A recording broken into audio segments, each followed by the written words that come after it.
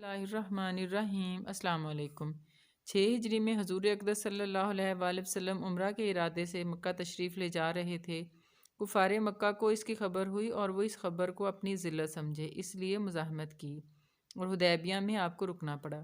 جان نثار صحابہ رضی اللہ عنہ ساتھ تھے، جو حضور صلی اللہ علیہ وآلہ وسلم پر جان قربان کرنا فخر سمجھتے تھے۔ لڑنے کو تیار ہو گئے، مگر حضور صلی اللہ علیہ وآلہ وسلم نے مکہ والوں کی خاطر لڑنے کا ارادہ نہیں فرمایا اور صلح کی کوشش کی، اور باوجود صحابہ رضی اللہ عنہ کی لڑائی پر مستعدی اور بہادری کے، حضور اکرم صلی اللہ علیہ وآلہ وسلم نے کفار کی اس قدر رعایت فرمائی کہ ان کی ہر شرط کو قبول فرما لیا۔ صحابہ رضی اللہ عنہ کو اس طرح دب کر صلح کرنا بہت ہی ناگوار تھا، مگر حضور صلی اللہ علیہ وآلہ وسلم کے ارشاد کے سامنے کیا ہو سکتا تھا کہ جان نثار تھے اور فرما بردار، اس لیے حضرت عمر رضی اللہ عنہ جیسے بہادروں کو بھی دبنا پڑا۔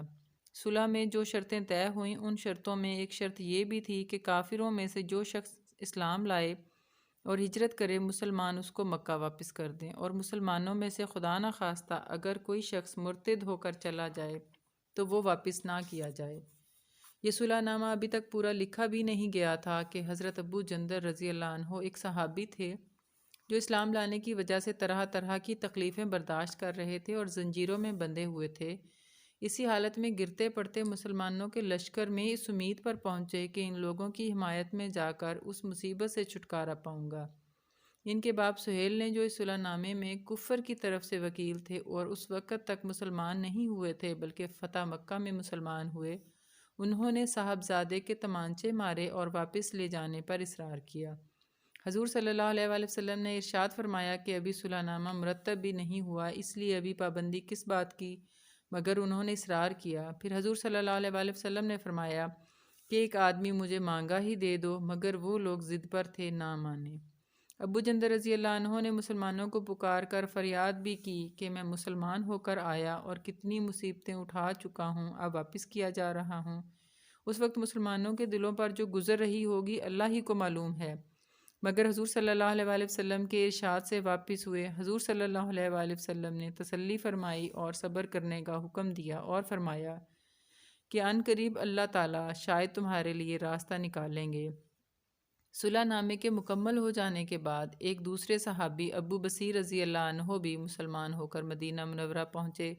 کفار نے ان کو واپس بلانے کے لیے 2 آدمی بھیجے۔ حضور اقدس صلی اللہ علیہ وآلہ وسلم نے حسب وعدہ واپس فرما دیا۔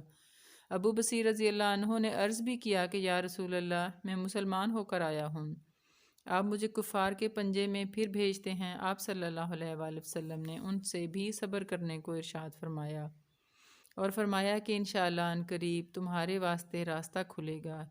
یہ صحابی ان دونوں کافروں کے ساتھ واپس ہوئے۔